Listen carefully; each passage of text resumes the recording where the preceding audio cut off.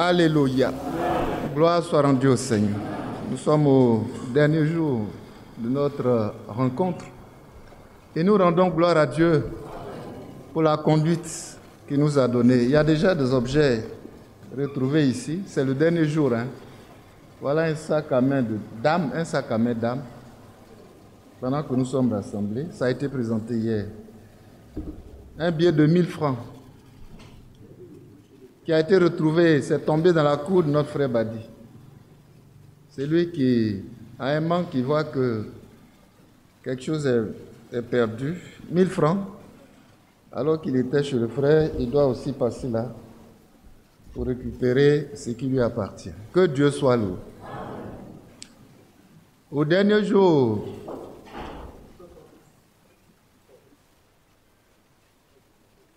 non, viens, tu m'as dit ça, mais je n'ai pas...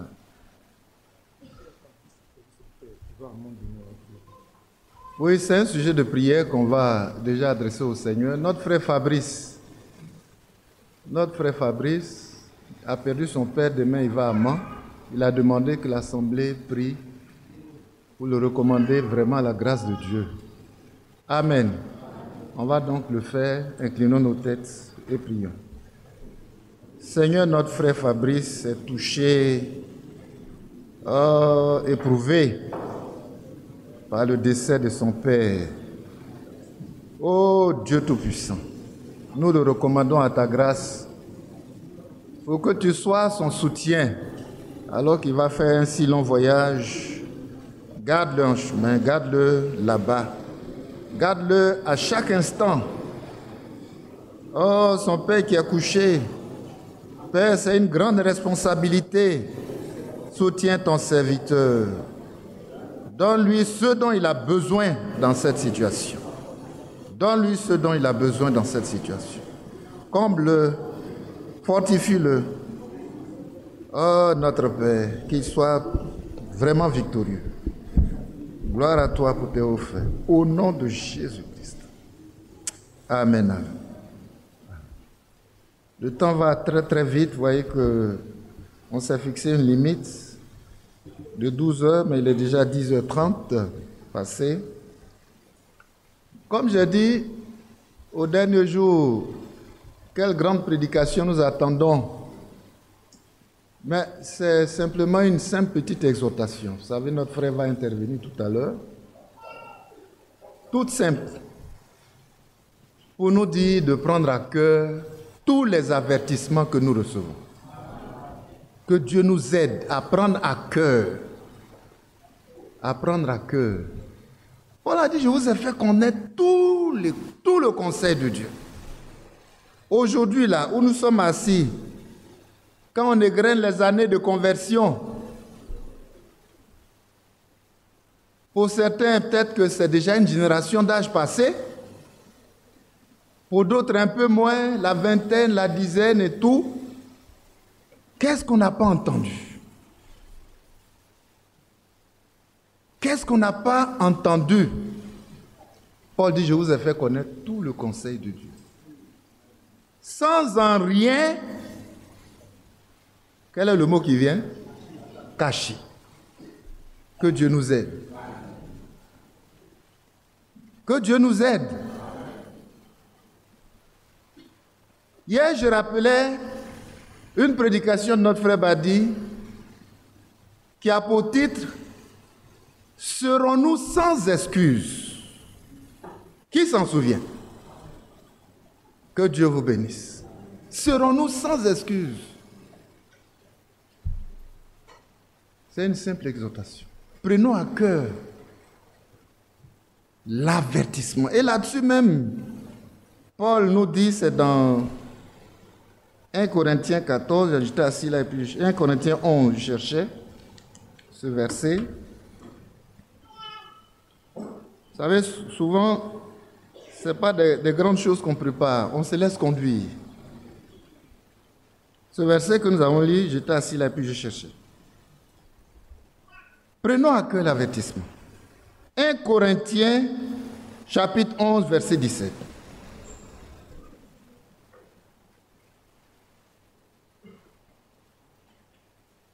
D'abord, en prenant même à partir du verset 16, si quelqu'un se plaît à contester, nous n'avons pas cette habitude, non plus que les églises de Dieu, contestataires, contester. On en souffre tous les jours. Mais si nous sommes l'église de Dieu, cette habitude doit disparaître. Que Dieu nous aide. Les murmures, les contestations. Le frère nous a tout égrené hier. Prenons à cœur l'avertissement. Et Paul de continuer, verset 17, en donnant cet avertissement, ce que je ne loue point, c'est que vous vous assemblez non pour devenir meilleur, mais pour devenir pire. Vous pouvez même continuer la lecture. Comme on ne peut pas prendre trop de temps, on s'arrête là. Parce qu'il dit, mais j'apprends des choses. Il dit, j'apprends. Mais est-ce qu'à Dieu, on va apprendre quelque chose? Oh non. Tout est à nu et à découvert devant celui à qui nous devons rendre compte. Toute notre vie, toutes nos pratiques, nos murmures, nos contestations.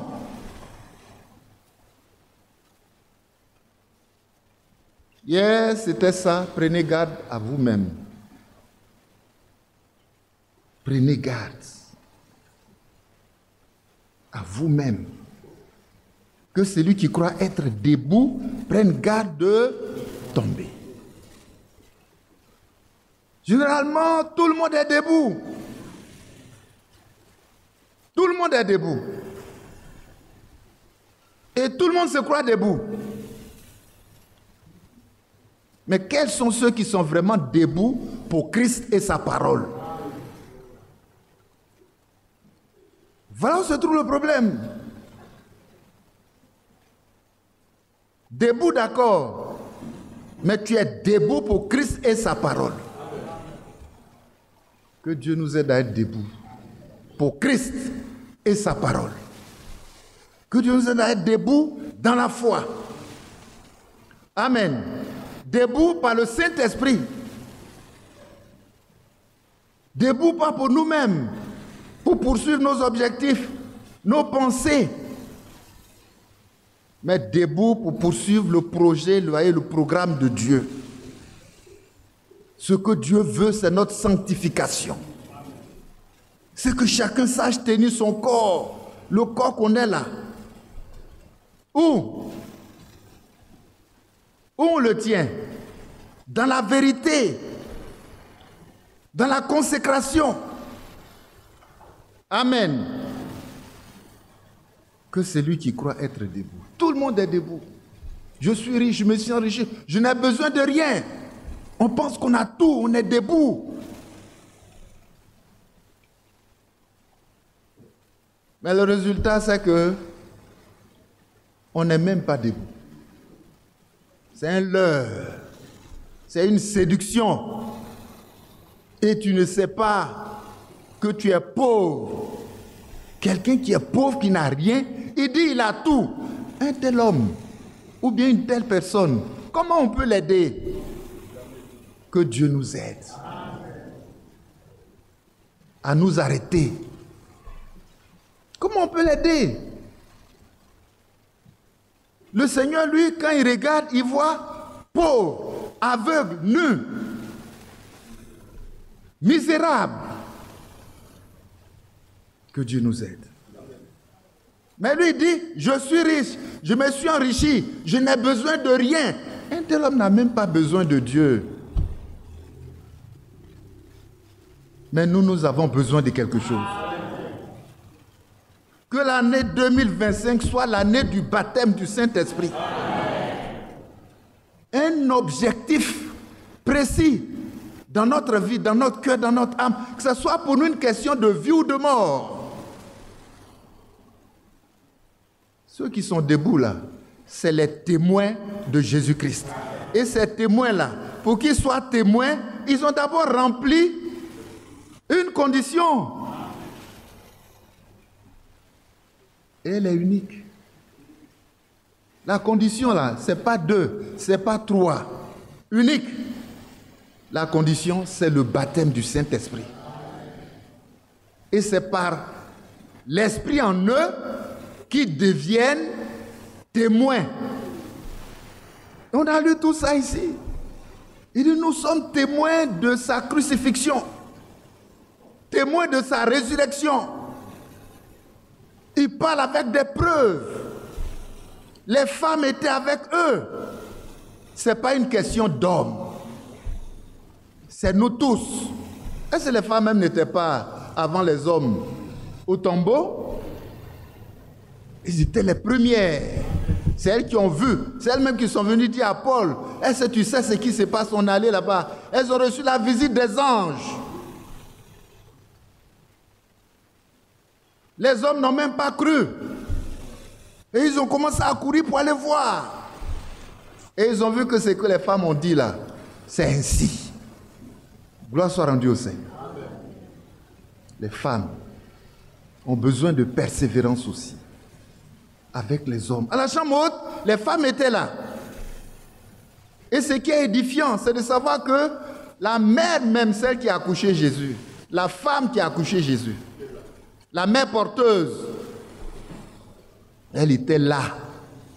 C'est une mère porteuse. Parce que Jésus qui est descendu dans son sein par le Saint-Esprit là, le patrimoine génétique de Marie n'a pas participé à la conception de cet enfant. Son patrimoine génétique contenu dans ses ovules, le Seigneur n'a pas eu besoin de ça. Le Saint-Esprit a planté un embryon, un fœtus entier, complet. Alléluia. Dans son sein. Pour que l'enfant profite un peu de la nourriture que la mère mange, c'est tout. Elle a eu cette grâce parce que c'est une femme de foi.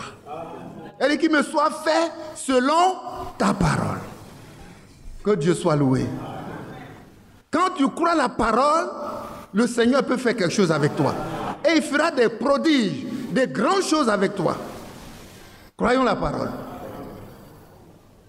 Croyons-la. Pour nous sommes parvenus là. Frères et sœurs, il n'y a plus rien à enseigner à qui que ce soit. Marchons d'un même pas dans la parole de Dieu et nous atteindrons le but. Alléluia. Les avertissements sont là. Le frère nous a tout lu hier. Dieu prend souvent des décisions graves. Les décisions de l'Éternel sont souvent graves, incompréhensibles. Quand les enfants de Dieu sont en danger, Dieu lui-même se charge de les secourir. Amen. Il ne confie même pas ça à quelqu'un, lui-même. Ils étaient là-bas, en Égypte, sous l'oppression. Oh, Dieu dit, à moi la vengeance, à moi la rétribution. Alléluia. Mais il les a secourus. C'est un pharaon cruel, funeste, funèbre. Il les écrase. Mais en un seul jour, le Seigneur a accordé la délivrance. En un seul jour. Il n'a pas hésité à écraser l'ennemi sur tout le territoire pour que ce soit un témoignage. Pour qu'on sache que le Dieu de ce petit peuple qu'on appelle esclaves, qui sont des enfants de Dieu là, leur Dieu est tout puissant. Tous les premiers-nés d'Égypte, dans tous les villages, partout, dans les campements, en ville, tous les premiers-nés ont été massacrés. Pour qu'ils voient et qu'ils craignent le Dieu tout-puissant. Alléluia. Pour qu'ils craignent le Dieu tout-puissant. Le Seigneur l'a fait pour garder tes enfants. pour garder ses enfants. Mais malgré tout ce qu'il a fait, regardez, c'est toute une armée qui a été engloutie dans la mer. Quand Pharaon s'est révolté, il dit non, ceux-là, rattrapez-les. Il s'est ceint, il a ceint son armée, ils ont pris leurs armes. Mais ils n'étaient pas allés pour jouer, ils étaient allés pour les massacrer. Mais Dieu a veillé sur ce qui lui appartient. Amen. D'abord, c'est lui qui les conduit. Et cette colonne de nuée le jour, cette colonne de feu la nuit, est venue entre l'ennemi et son peuple. Il les voyait déjà. Regardez, d'un côté, on voit les enfants de Dieu qui tremblent. Mais voilà Pharaon à nos trousses. Mais ce n'est pas possible, on est mort aujourd'hui. On n'est pas mort aujourd'hui, parce qu'on a avec nous le Dieu Tout-Puissant. C'est tout ce qu'il demande. Que chacun ait une relation personnelle avec lui. Et qu'il ne tremble pas. Il dit, pourquoi tous ces cris? Parle. Et que le peuple marche. Nous marchons par la parole de Dieu. Amen. Pourquoi tous ces cris de détresse, de découragement, comme si on n'a pas de Dieu? Ne raconte jamais ton problème à quelqu'un. Si tu dois dire ton problème à quelqu'un, dis-le au Seigneur et tu auras la réponse. Ce que tu dis aux gens là, c'est de l'incrédulité. Que Dieu nous aide. Il faut que quand les gens te voient passer, ils voient un enfant de Dieu tout suffisant. Il a tout. Même quand il a la maladie, il est guéri.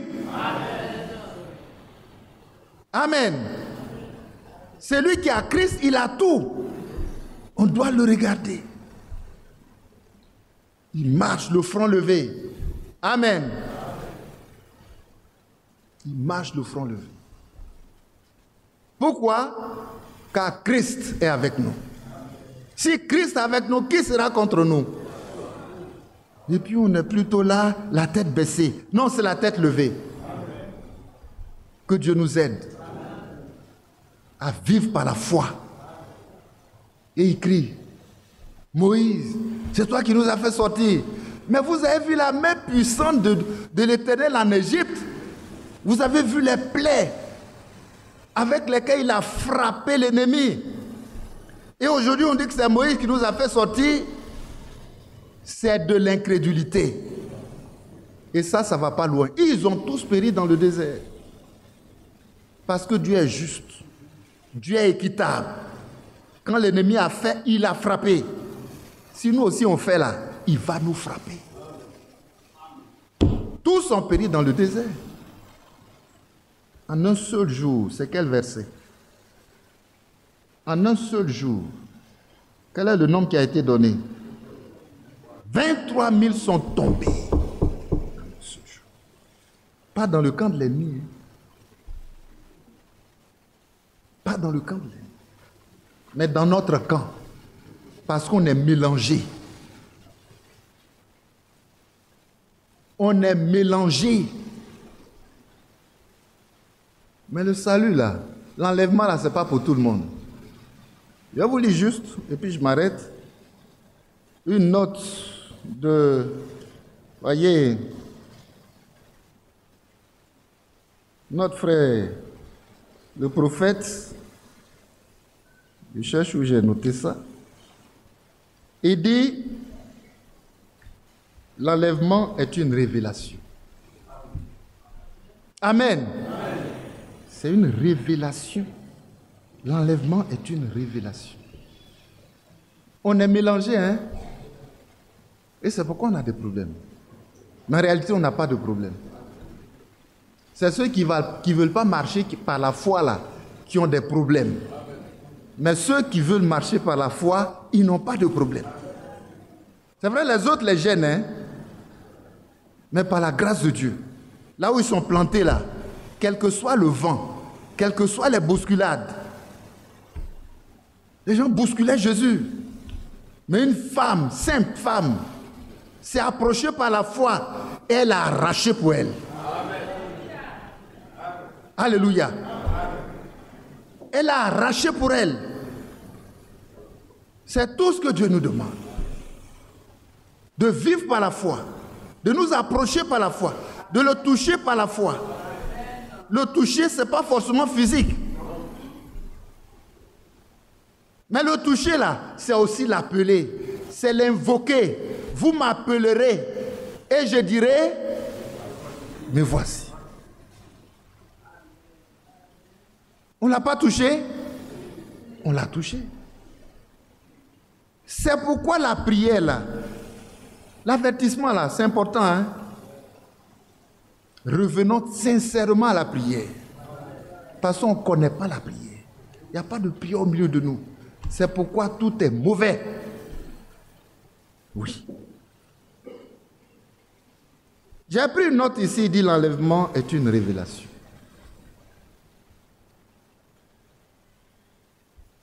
Pour vous préparer à l'enlèvement, il faut avoir la révélation. C'est le prophète qui parle. Hein? Pour l'épouse, l'Église, l'enlèvement est une révélation. Cela lui est révélé. Amen. Alors dites-moi, c'est celui qui s'arrête ici pour prier, pour prêcher là, qui donne la révélation. Mais la révélation est dans ce qu'il prêche là. Maintenant, cette révélation, c'est entre toi et Dieu, entre toi et Christ. Alléluia.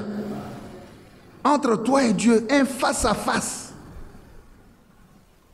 Comme Jacob en a eu. Ce jour-là, son nom a changé. Il est devenu Israël. Un face à face, comme Paul en a eu, voyez, en route pour Damas. Que Dieu nous aide. Il dit, cela lui est révélé. Aujourd'hui, on a l'impression que les gens jouent. Ce n'est pas de leur faute. Ceux qui ont la révélation, là, ils ne jouent pas. C'est à cause de ça que 5 sont sages et 5 sont folles. Un si grand événement. Et puis on joue avec, je comprends. C'est de la folie. Il n'y a pas de folie qui dépasse ça. Et il précise, la véritable épouse de Christ recevra cette révélation de l'enlèvement. C'est une révélation, car la révélation est la foi. Les deux marchent ensemble. Quand tu as la révélation, alors tu auras la foi de l'enlèvement qui va te booster, te bousculer. Là où les gens dorment la nuit, tu es debout. C'est là qu'on appelle debout. Debout dans la prière, tu es debout. Là où les gens sont tièdes, négligents.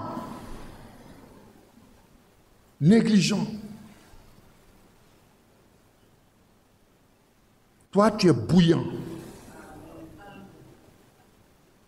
Parce que dans cet âge-là, où il y a l'enlèvement là, il dit, si tu es tiède, je te vomirai de ma bouche.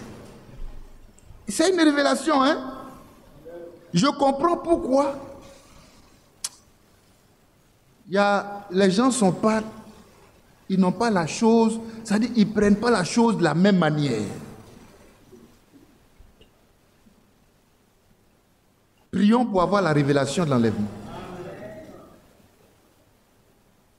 Il dit, c'est la révélation de la manifestation de la parole rendue vraie. Et nous vivons dans ces jours-là. Dieu soit loué. Il dit, c'est la révélation du mystère de sa personne, la personne de Jésus-Christ. L'enlèvement est seulement,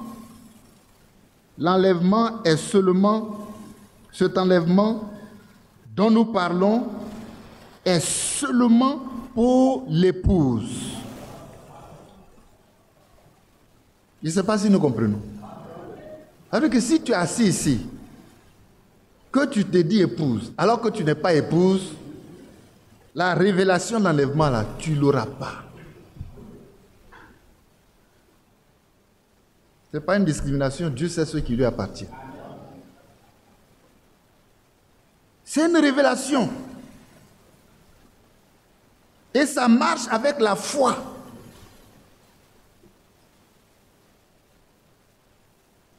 Souvenez-vous que la Bible dit, les autres morts ne reviendront point à la vie jusqu'à ce que les 1000 ans fussent accomplis. Vous pouvez lire tous ces passages-là. Mais on veut juste raccourcir. On sait que c'est ce qui va se passer. Hein. Quand l'épouse est enlevée, on sait que tous les morts qui sont morts avec cette foi-là, qui sont morts devant faire partie de l'épouse, ils sont ressuscités premièrement. Le frère nous a lu ça hier. Mais les autres ne sont pas ressuscités. Les autres ne sont pas ressuscités. Ils vont ressusciter plus tard. Et c'est de ça qu'il parle ici. Les autres morts reviendront plus tard. Mais les morts en Christ ressusciteront premièrement. Et ceux qui sont vivants, ils seront changés en un clin d'œil. Ce corps physique pourri n'ira pas dans l'enlèvement. C'est un corps glorieux. Alléluia. Semblable au corps de Jésus-Christ. Amen.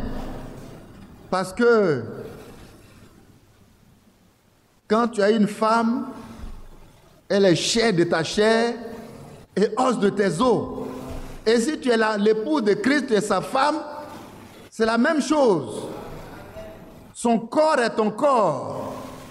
Et le corps qu'il a là, c'est la même chose qu'il va te donner. Et tu montes avec lui. C'est ce corps-là seulement qui peut monter. Mais les autres, ils ne ressuscitent pas. Ils ne ressuscitent pas. Ils viendront 1000 ans après pour aller au jugement. Ils ne vont pas ressusciter. Il dit c'est grand enlèvement. Il dit s'il n'y a pas d'enlèvement, où sommes-nous? Donc on voit qu'il y a une préoccupation même. C'est leur préoccupation. Pendant que les autres s'occupent d'autre chose. C'est leur préoccupation. Où sommes-nous? Qu'allons-nous faire? Dans quel âge vivons-nous? Quelle promesse avons-nous?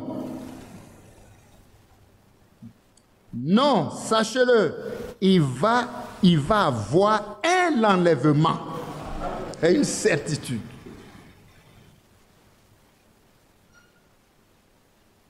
La Bible dit qu'il y en aura un. Il y en aura un. Et il est seulement pour les élus. Pour les élus. On est averti. Seulement pour la dame élue. Amen. Ces mots-là, ça frappe, ça touche seulement pour la dame élue. C'est une dame. C'est la femme de quelqu'un. C'est quelqu'un qui vient prendre sa femme. Et il la connaît. Il est en communion avec elle tous les jours. Amen. Amen. Et il est avec elle tous les jours.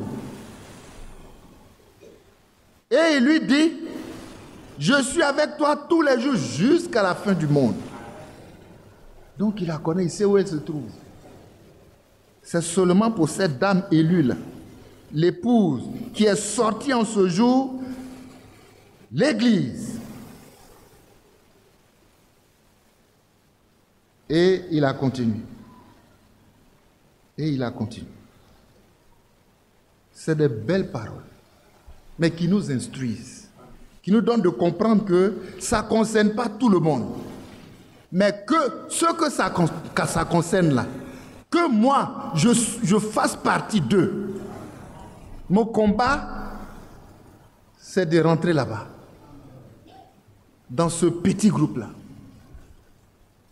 Amen. Un jour, je ne sais pas, je l'ai lu et il faisait une estimation. Combien on sera de pays en pays, mais certainement que ce n'est pas grand-chose. Parce que si on vous dit combien sont sortis d'Égypte, la population sortie d'Égypte, et puis on fait un ratio, voyez, le nombre qui est rentré dans la terre promise, frères et sœurs, ça fait trembler. Mais s'il y a un, que ce soit toi. S'il y a un, que ce soit moi. Amen. Chacun lutte pour son propre dossier. Et comme on a le même dossier, on est ensemble.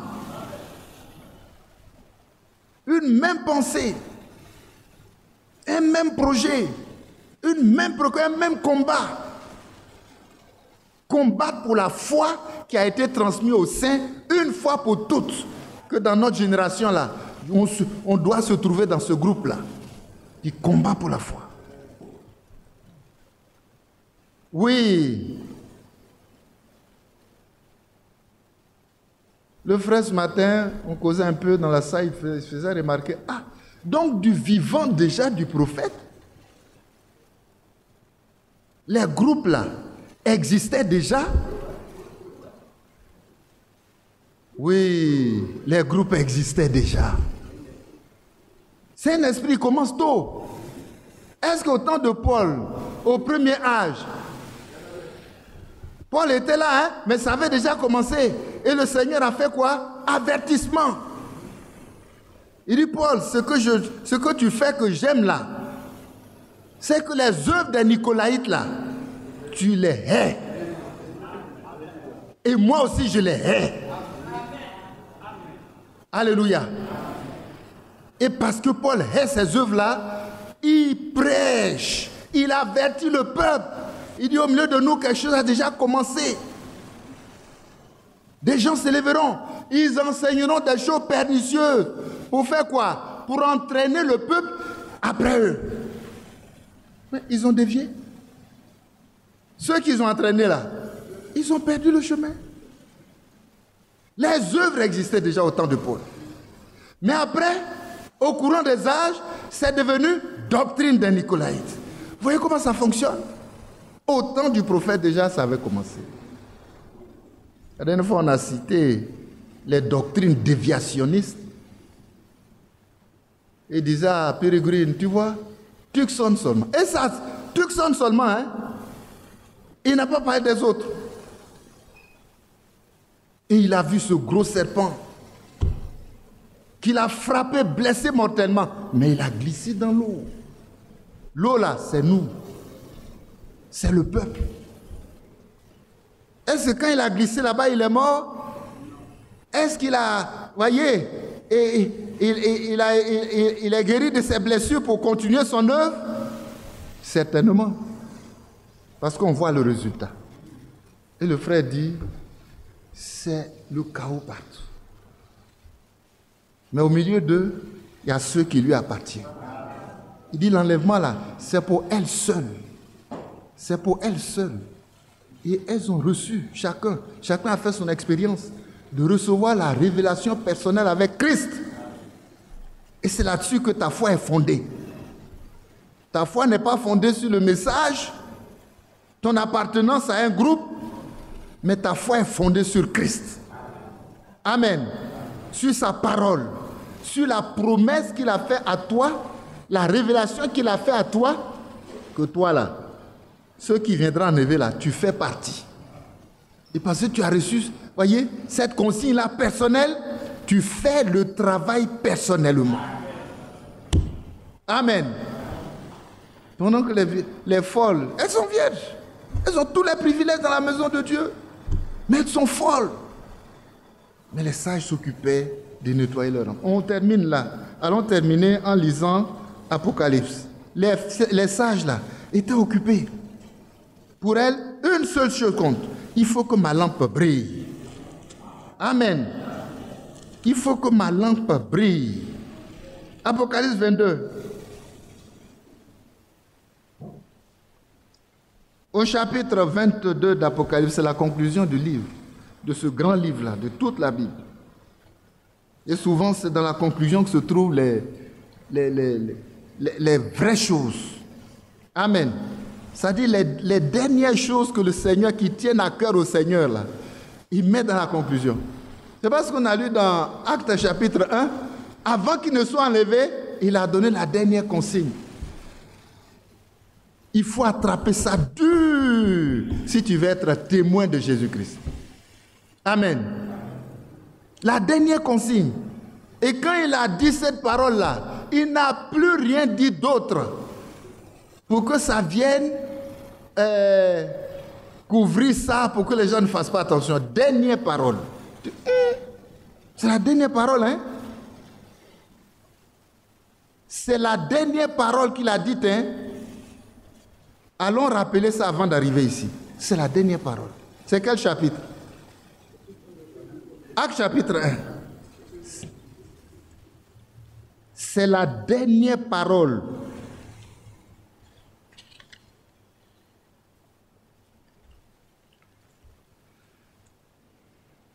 Prenons l'avertissement à cœur.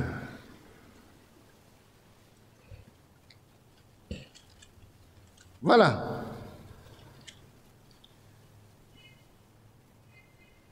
Acte chapitre 1, verset 8.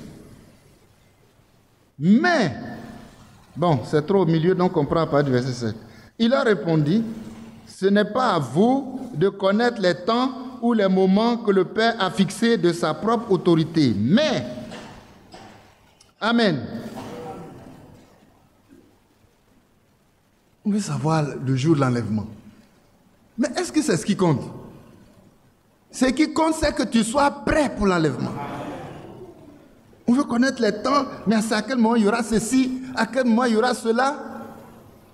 Tu as fait quoi avec ça? Mais, vous recevrez une puissance. Est-ce que tu l'as reçu? Le Saint-Esprit survenant sur vous, est-ce que tu l'as reçu? Et vous serez mes témoins. Amen. À Jérusalem, dans toute la Judée, dans la Samarie et jusqu'aux extrémités de la terre. Et j'ai dit, jusqu'aux extrémités de la terre, là, c'est nous. Et ça nous est parvenu. Mais est-ce qu'on l'a reçu?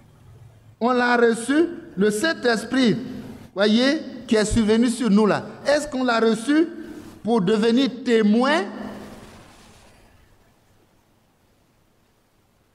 Chacun répond dans son cœur pour lui-même. Moi, je dois répondre pour moi-même. Que Dieu nous aide. Maintenant, rapidement, Apocalypse 22 pour terminer. Verset 2, il dit, voici, je viens bientôt. Je viens bientôt. Et ma rétribution est avec moi. Pour rendre à chacun selon son œuvre. Je suis l'alpha et l'oméga. Le premier et le dernier. Le commencement et la fin. Alléluia. Déjà ça là, tu dois avoir la révélation. Dans ce que le frère a dit tout à l'heure, il dit, mais c'est la révélation du mystère de sa personne. La foi de l'enlèvement et la révélation de l'enlèvement, là, c'est la révélation du mystère de sa personne qui te donne à toi. Et tu connais le vrai Jésus. Parce qu'il y a des faux. C'est pourquoi il a dit, gardez-vous des idoles. Que Dieu nous aide.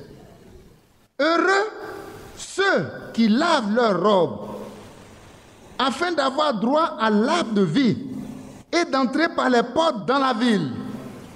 Maintenant même, dans la souffrance, dans les épreuves, dans les difficultés, ils sont heureux. C'est pourquoi quand il y a un problème là, eux ils n'ont pas de problème. Hein. Problème. C'est les autres qui ont des problèmes.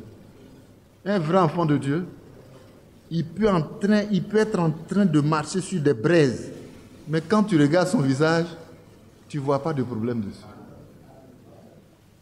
Et c'est toujours les femmes qui nous donnent l'exemple. Cette femme-là, son bébé, son enfant est mort. Mais elle sait sur quoi elle compte. Et elle dit, tout va bien. Oh, une femme. Tout va bien. Parce qu'elle sait sur quoi elle compte. L'épreuve de la mort de son enfant n'est pas un problème pour elle. Tout va bien. Parce qu'elle a la certitude. La certitude que mon enfant là, c'est pas moi qui l'a demandé. Il dit, je te fais un cadeau. Comment il peut prendre ça? Non, pour moi là, il sera ressuscité. Elle voyait la résurrection. Elle ne voyait pas la mort. Apprenons à voir la solution. Pour dire tout va bien. Et le Seigneur, voyant notre foi, alléluia, il a vu la foi. Il est obligé de donner. Ah non, c'est une obligation. Ta foi contraint, oblige Dieu, alléluia, à t'exaucer. Que Dieu soit loué. Est-ce qu'on pouvait voir la mort de son enfant? Oh, si c'était vraiment inconsolable. C'est le cri même qui va réveiller toute la ville. Les autres quartiers, tout ça. Vous dites, oh, il y a une femme qui crie là-bas. Il n'y a pas de cri.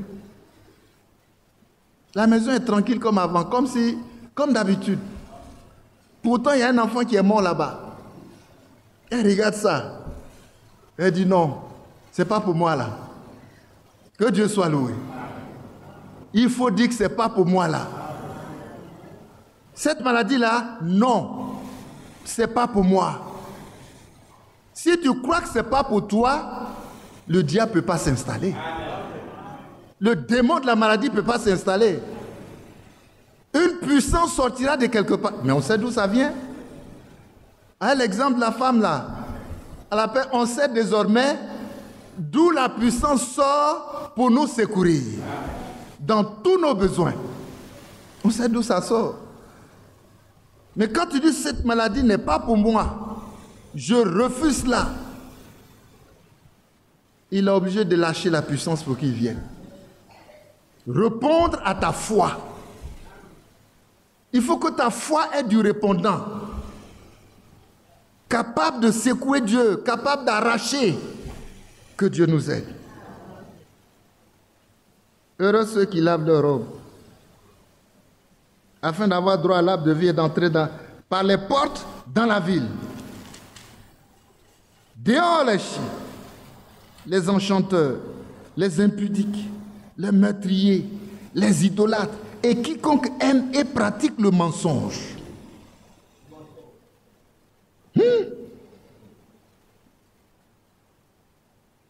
Verset 16, moi Jésus, j'ai envoyé mon ange pour vous attester ces choses dans les églises. Je suis le rejeton de la postérité de David, l'étoile brillante du matin. Et l'esprit et l'épouse disent viens. Amen. Les deux sont ensemble, liés. Amen. Viens. Et que celui qui a soif vienne. Que celui qui veut prenne de l'eau de vie gratuitement. Et je le déclare à quiconque entend les paroles de la prophétie de ce livre. Si quelqu'un y ajoute quelque chose, on doit trembler. Ce verset doit nous faire trembler. Moi, je suis là, je tremble déjà. Et je prie, Seigneur, debout ici, si j'ai quelque chose à s'est échappé de mes lèvres, qui ne va pas dans la direction de ta parole, sauve-moi, oh. Secoue-moi, oh. Je ne veux pas. Si quelqu'un y a ajouté quelque chose, Dieu le frappera. Et on sait que quand il frappe, il frappe. Hein. Combien sont tombés en un seul jour? 23 000. Quand il frappe, il frappe. Hein. Ne prenons pas Dieu pour un grand-père à qui on va aller tirer la barre. C'est le Dieu tout-puissant. C'est le feu dévorant. Que Dieu nous aide. Dieu le frappera des fléaux décrits dans ce livre. Si quelqu'un retranche quelque chose des paroles du livre de cette prophétie, Dieu retranchera sa part de l'arbre de vie et de la vie sainte décrite dans ce livre. Ça dit qu'il a prêché 50 ans, mais il n'y a pas d'enlèvement pour lui. Que Dieu nous aide. Le frère Branham a rendu témoignage ses serviteurs de Dieu. Le frère en parle souvent dans ses prêches. Comment il s'appelle là? Voilà. J'ai lu le témoignage. Quand le prophète a rendu ce témoignage, il a commencé à prier, mais il a fondu en larmes. Il a pleuré. Mais il allait avec la certitude que non, lui, il a gagné des âmes. Il a fait un travail formidable. Ça, c'est ta conclusion. Dieu aussi a sa conclusion. Et il arrive là-bas, son nom n'est nulle part. Que Dieu nous aide. Il allait avec la fierté là. Non, ça dit les anges même, est-ce qu'ils les regardaient? Il dit, mais c'est moi, hein? Vous savez ce que j'ai fait? Tu n'es rien. Que Dieu nous aide. Nous sommes des sauvés par grâce. Il y a un livre caché dans la main d'un seul. Si tu es sauvé par grâce, ton nom est dans son livre. C'est lui qui peut s'élever pour prendre position pour toi. Amen. Et ça commence à être grave pour Daniel Carey parce qu'il n'est nulle part dans les livres. On est désolé. Mais tu peux recourir. Hein?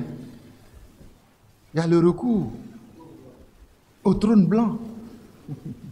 Que Dieu nous aide. Mais le trône blanc, qui peut aller là-bas et puis s'en sortir? Qui peut aller là-bas et puis s'en sortir? Il est obligé de faire le recours. Et on lui a dit tout ce qui ne va pas. Et il a reconnu. Maintenant, il a vu que c'est grave pour lui. Ah, c'est réel. Tu n'as jamais menti. Et en même temps, il y a le film de tous les événements où il a menti. 1, 2, 3. Il ne peut même plus compter. Mais tous les menteurs là, on sait là où ils sont. C'est pourquoi ce matin, il faut recourir à la grâce de Dieu. Et il a vu qu'il est condamné. Il dit, condamné! C'est le dernier recours. Condamné! Nous sommes tous des condamnés. Mais quelqu'un s'est levé. Alléluia. Et il a brandi un autre livre. Et dit, Daniel Carey, son nom est dans mon livre. Alléluia. Le livre de l'agneau, immolé pour nous à la croix de Golgotha, qui nous a sauvés. Et par lui, nous sommes passés de la mort à la vie. Alléluia. Oh, que Dieu nous aide à nous arrêter. Il y a deux versets. Hein. Il y a un verset pour ceux qui ont la révélation personnelle qui seront enlevés. Ils sont dans le verset 14. Et la Bible les déclare heureux. Heureux ceux qui lavent maintenant leurs robes, afin d'avoir droit à l'arbre de vie et d'entrer par les portes dans la ville. Amen. Ils lavent leurs robes. Dans la robe, il y a beaucoup de taches. Il y a des taches même de mensonges. Quand ils frottent, ça ne quitte pas. Mais Jésus-Christ a eau de Javel pour les taches.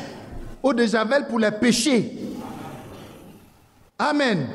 Quand il met un peu dessus, ça disparaît. Et la blancheur apparaît. Ta page devient blanche. irréprochable, sans péché. Tes péchés jetés où? Dans la mer de l'oubli. Et tu apparais vierge. Ta robe est blanche. Son épouse s'est préparée. Et quel est son état? Elle est revêtue d'une robe blanche. Et cette robe blanche, fin lin, ce sont les œuvres justes des saints. Ce sont les œuvres justes des saints. En réalité, elle était aussi dans le verset 15, avec l'impudicité, meurtrier. Parler contre ton frère, tu es meurtrier. Est-ce que nous le savons? Idolâtre. Mais il a lavé tout. Mensonge, il a tout lavé. On ne peut plus trouver de mensonge chez lui. Sa langue est châtiée et sanctifiée. Sa pensée là, tout ce qui est pur, tout ce qui est droit, tout ce qui est honorable. Et on continue de lire, soit l'objet de vos pensées. Sa pensée est châtiée et sanctifiée. Et il se trouve dans le verset 14. Et parce qu'il a cherché Dieu de cette façon, il lui a donné son esprit. Qu'il amène dans le verset 17. Alléluia. Alléluia. Et l'esprit et l'épouse sont un. Un avec le Saint-Esprit. Mais c'est quelle puissance qui va te soulever pour aller dans l'enlèvement? C'est le Saint-Esprit. S'il est en toi, tu vas avec lui. Que Dieu nous aide. Et eux, ils disent, viens Seigneur. Vous voyez pourquoi c'est une révélation? Parce que quand tu dis viens Seigneur, tu le dis avec certitude. Amen. Donc il y en a qui soupirent après l'enlèvement déjà, qui sont en train de précipiter les choses. Donc ceux qui jouent là, ne jouez pas parce que leur voix est plus entendue là-haut. Oh, et avec le Saint-Esprit. Que ce soit l'année 2025. Et avec le Saint-Esprit. Que je sois, quel que soit où je suis, il faut que je revienne dans le verset 17.